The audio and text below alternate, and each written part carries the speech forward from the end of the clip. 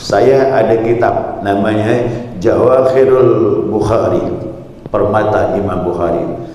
Pengarangnya Imam Qastalani rahimallahu taala. Beliau menyebutkan biografi Imam Bukhari. Ternyata Imam Bukhari dalam masalah furu'iyah, masalah fikih yang tidak ditemukannya Al-Quran dan hadis, beliau mengikut pandangan Imam Syafi'i. Berarti Imam Bukhari mazhabnya Syafi'i. Orang sekelas Imam Bukhari masih ikut Imam Syafi'i. Ini anak kemarin sore tak usah ikut ulama, kata dia. Kita Imam Bukhari dipakainya. Dia tak tahu Imam Bukhari itu ikut siapa. Inilah. Ini dia tak sadar dia berpijak di mana dia. Ya, tak tahu berpijak di mana. Hati-hati macam ini Pak. Ini kesombongan nama ini. Ya, ini orang sombong macam ini tidak dapat berkah. Ya, tidak ada adab sama ulama, tidak ada berkah. Wa iyadzu billah.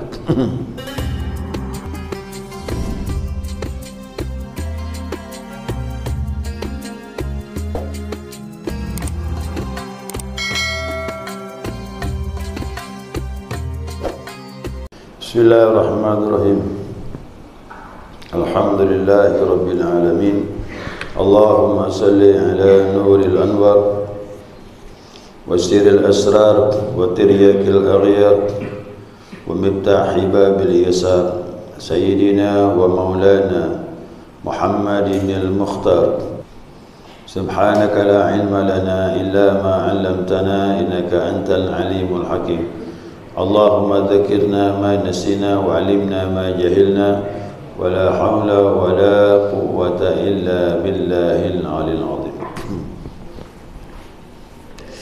Qala musannif rahimallahu ta'ala wa nafa'ana bi 'ulumihi fid dharain amin. Jamaah salat subuh rahimakumullah. Assalamualaikum warahmatullahi wabarakatuh. Alhamdulillah, senantiasa kita membetulkan pujian dan syukur kita kepada Allah Azza wa Jalla atas limpahan rahmah hidayahnya. Subuh ini kita dapat melanjutkan kajian kita panduan kitab Bidayatus Salikin. Ya, terakhir pembahasan mengenai silsilah dia sanad yang bersambung sampai kepada Nabi Muhammad sallallahu alaihi wasallam. Nah, jadi sekarang ini dikatakan pengarang itu banyak juga yang tidak mau terima sanad, belajar dari guru ke guru. Kita tuh usah ikut guru, tak usah ikut ulama, langsung ambil Al-Quran dan hadis, katanya begitu. Maklumlah sekarang ini kan ya istilahnya kembali kepada Al-Quran dan hadis disebut-sebutkan. Kita mau tanya dia dapat hadis dari mana? Kalau bukan dari ulama siapa lagi hadis tu? Yang mencatat hadis kan ulama. Dia bilang tak ikut ulama, langsung je ambil hadis Al-Quran. Nah, memang ketemu dengan Nabi ni. Nah, kalau ketemu dengan Nabi silakanlah. Ya, itu sahabat ketemu Nabi, kita jauh sekali masa kita ini. Ini nampaknya sih pengarang kitab ni tersinggung juga dengan kelompok ini nih. Padahal coba lihat di belakang itu tahunnya pengarang kitab ni. Ya. Nah, pengarang kitab ni namanya Syihabuddin Syuhrawardi. Ya, Syihabuddin Syuhrawardi ini termasuk pakai talqin ni.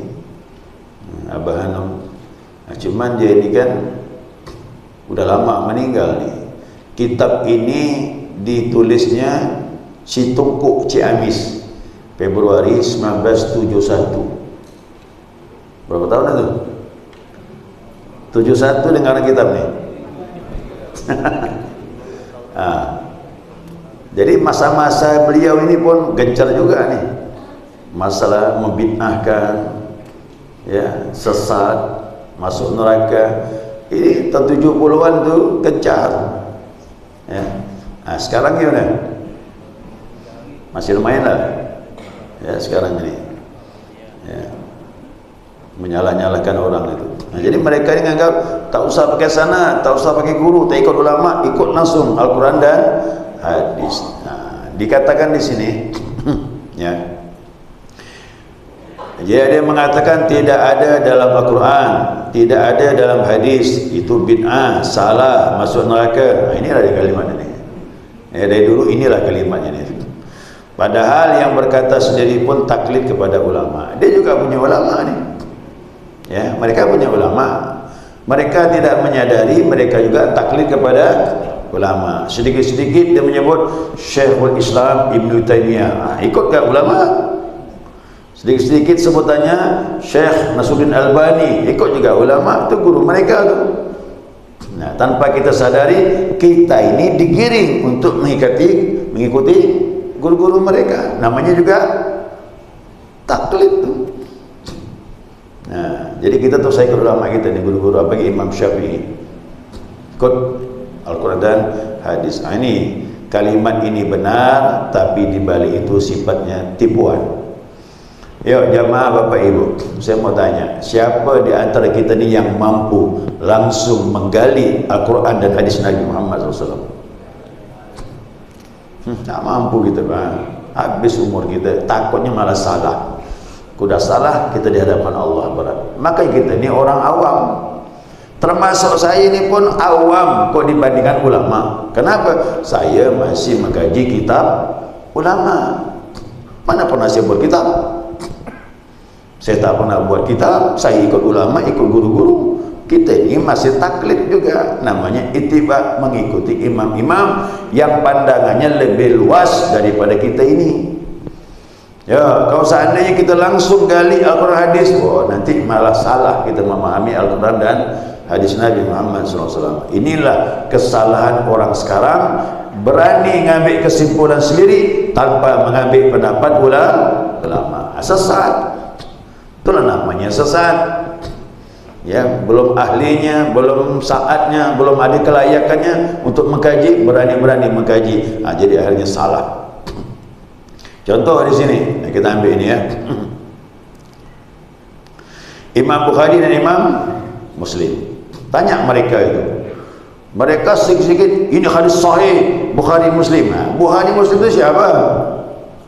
Kalau bukan ulama. Dia mengumpulkan hadis.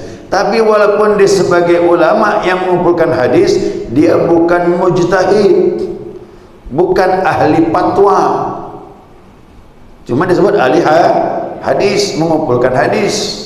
Nah, jadi beliau-beliau ini yang mana jelas hadis Nabi diikuti, tapi ada hal-hal yang rumit tak ditemukan dalam hadis, maka dia mengambil pendapat ulama. Saya ada kitab namanya Jawakhirul Bukhari, Permata Imam Bukhari.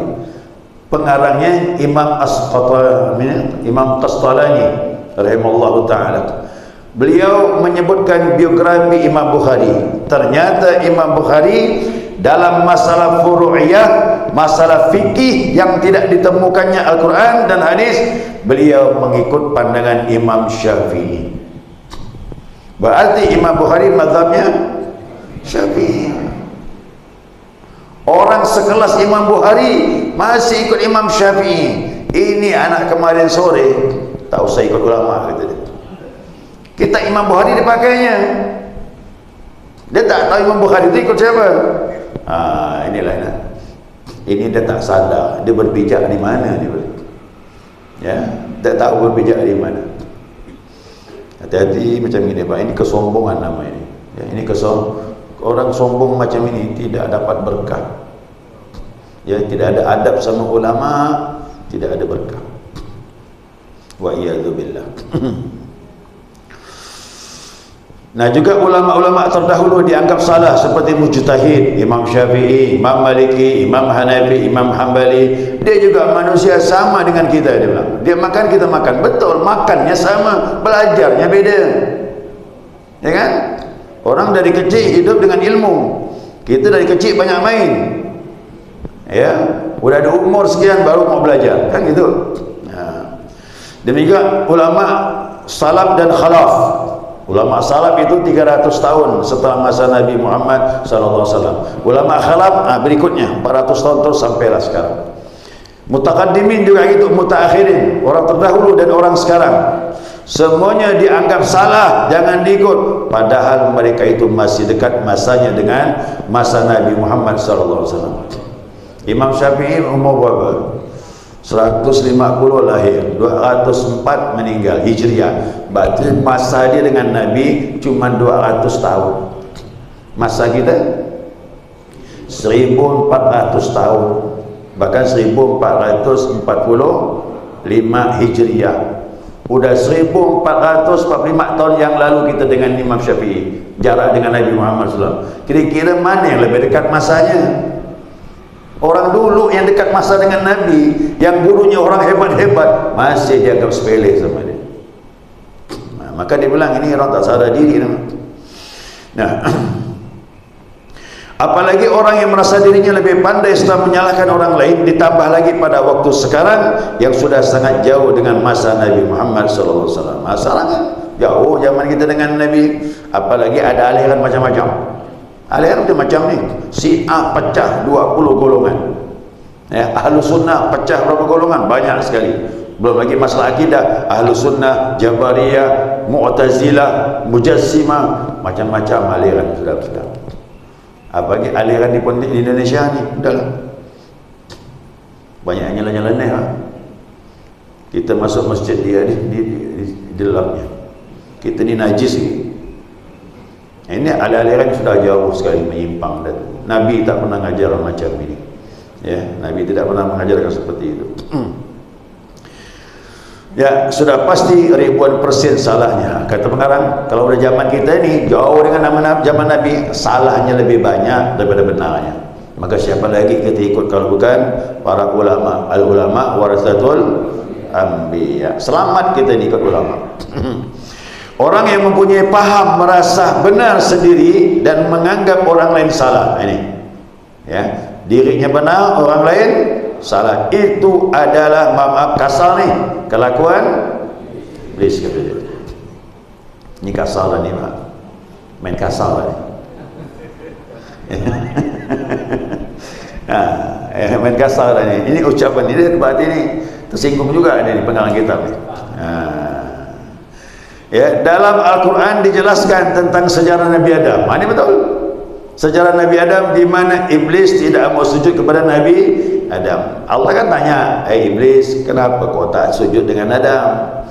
Ana khairu minhu, aku lebih baik dari Adam, kata iblis. Ya, aku bilang, khalaqtani min nar wa khalaqtahu min tin. Kau ciptakan aku daripada api, kau ciptakan Adam dari itulah sombong. Ya, itu sombong namanya, itu merasa lebih baik. Aku lebih baik dari dia. Kalau kita hidup sekarang ini, kelompok akulah lebih benar dari Syano, kami benar, dia sesat. Ini minjam ni, udah minjam perkataannya. Kami lah lebih benar, mereka salah, sesat, masuk neraka. Ini perkataan siapa ni kau ambil? Itulah ada bilang, hey iblis, kenapa kau tak sujud Adam? Aku lebih baik ya Allah daripada Adam. Masalahnya apa? Kata Allah, kau ciptakan aku daripada api, Adam dari tanah. Itulah nasa api itu sombong. Ya, diri kita ni ada 4 nasa kita ni: air, api, angin, tanah. Tubuh kita ni, mana api? Ni panas, tidur. Makanya kau suami isteri itu kok musim hujan dia suka dekat-dekat, agak hangat, kata dia. Berarti badan kita ni ada api. Apalagi orang sakit, lebih naik lagi nasa apinya.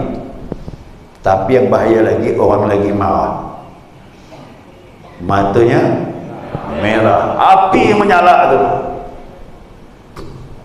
orang marah tu. Nah, makanya kata Allah bilang, kau tak tahu rahsia Adam.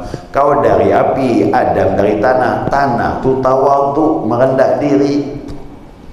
Mana tanah bisa sombong? Tak ada. Diinjak-injak, diam. Dicangkul, okey. Tanam bibit, tumbuh. itulah tanah. Jadi pada tubuh kita ini ada 4 nih ya: air, api, angin, tanah. Air, tubuh kita ada air semua nih Pak. Dari hidung keluar air, dari mata keluar air, dalam perut ada air, begitu luka keluar air semua nih Pak. Ya, apalagi angin. Ini kalau tak ada angin mati kita nih. Ya, ada udara kita hirup masuk ke rongga dan sebagainya, keluar lagi. Pada tubuh kita pada angin. Kebanyakan angin pun sakit juga. Saya diurut salah tidur kemarin Pak. Salah tidur sakit leher. Saya kalau tidur tu bantal timpak 2. Susun 2 aja. Sakit leher saya. Minta tolonglah sama kawan tu. Biasa tak salah disyakirin tu. Tolonglah urut di leher ni, salah ni. Salah tidur. Istilah salah tidur ya, cuman tak pas leher ni. Diurut-urut ni. Ini bukan salah tidur, masuk angin gitu dia. Dari mana angin masuk? Masuk angin. Jadi masuk angin tak keluar-keluar bahaya juga. Nah, jadi ada angin tubuh kita ni Pak. Satu lagi apa? Api kan. Jadi tanah ada, air ada, angin ada, api. Jadi kalau dapat yang dominan itu nasa tanah, itu lebih bagus. Merendah diri, tawadhu. Kuda nasa api ni jangankan kalah, seri tak mau. Itu api itu Pak. Saya pernah beri perumpamaan kan, api obor tu, coba pegang. Apinya tetap ke atas dia. Coba ke bawah kayak gini, tetap ke atas. Itu nasa api. Ya, seri tak mau, sama tak mau, pergi kalah. Makanya saya belajar ini tajam dah. Nengok orang itu kalah kun, nasa api gini ini. Paham saya. Nah, kita ilmu ini Pak, tak bisa dibohong. Tukang tu ada nasa api dia. Padahal tukang tu harusnya tawadhu. Masih ada kesombongan dia. Kalau salah masang orang tu, salah dia tu. Aku ni 30 tahun tukang, belum pernah salah masang itu. Naik nasa api tu, sombong dia tu. Lebih nampak lagi sombong apa? Dukun. Aduh, makin dukun dah lah. Nasa api paling tinggi Pak. Omongnya tinggi semua tu. Omongannya tinggi semua. Dokter apa? Nasa api pun ada. Jadi saya ini kemarin anak saya kan sakit tu. Mohon maaf lah, memang tidak ada kejelasannya. Kita bukan kan dah, kita cari perbandingan. Saya bawa ke dokter, anak saya ini diperiksa di Pasuruan itu, dia bilang usus buntu. Udahlah, tapi kondisi masih bisa tidak bawa pulang ya Pak, bisa. Udahlah operasi di Pontianaknya. Sampai di Pontianak, saya bawa ke Untan. Di Untan dokter bilang, ini ditembak dengan antibiotik masih bisa Pak, katanya. Tak perlu operasi, tapi nanti ya sekian lama nanti kambuh lagi. Dia bilang itu, tapi cukup lama. Wah, ini bimbang jadi kita nih, mana betulnya nih? Ya, Pasuruan suruh operasi, sini tembak antibiotik saja udah. InsyaAllah tidak ada apa-apa, bisa lagi aktivitas mondok. Tapi sekian lama nanti bisa kambuh lagi. Dahlah bimbang lagi saya ini. Pergilah saya ke Caritas tu. Nah, situ ada doktor apa nama lupa situ. Nah, ronsen yang saya bawa dari Pasuruan tu saya bawa. Dilihatkan. Wah, ini Pak ke dokter khusus nih, bagian apa namanya itu? Khususlah untuk melihat. Dokter itu bilang apa? Dia bilang, ini saya perkirakan ini dia harus dironsen lagi yang lebih lengkap karena ada apa nama virus usus. Apa ke nama itu? Tambah takut kayak gitu tuh. Virus usus Pak. Aduh, macam mana nih? Udahlah kata kawan saya ini kan kemarin kan check up di Kuching tu Pak. Check up di Kuching. Jadi untuk cek virus khusus ini ada alatnya khusus, cuma 2 aja, Mitra Medica dengan Caritas. Itu alat yang kita pakai 15 juta, alatnya ya, belum obatnya. Ya ilah, saya bilang tambah jauh cerita ni. Udah. Akhirnya saya bawa lah. Kemarin saya check up di Kuching tu sama Bu Tunut itu, pergilah saya. Pergi lagi bawa anak saya itu. Dia cek semuanya murni usus buntu. Dia bilang usus buntunya tak teruk lah, kata dia. Tak teruk tu artinya tidak terlalu parah. Jadi yang bagusnya macam mana doktor? Angkat, kata dia, operasi ya. Nanti kambuh lagi, kesian dia. Udahlah. Saya bilang, saya sini check up ya, operasi ke? Tak usah, saya bilang. Dia minta 90 ringgit, 9.000 ringgit. Duit kita 30 juta. Operasi. Saya ni ada BPJS. Udahlah, saya bilang saya bawa balik Pontianak je lah. Kenapa? Sanak kerajaan punya ada asuransi. Oh ya, dah, saya faham, kasihin. Baliklah saya Pontianak. Saya pergi Pontianak, saya bilang waktu itu kena DBD kan, penuh rumah sakit tu. Saya bawa rumah sakit kota. Penuh kan? Minta rekomendasi dari Pak Aidi, Pak Wali. Dapat kamar. Anak saya masih itu. Operasi. Hari Rabu saya pun operasi. Operasi sama doktor yang dicari tas tu. Ketemu lagi dokter ini lagi. Aduh, macam mana?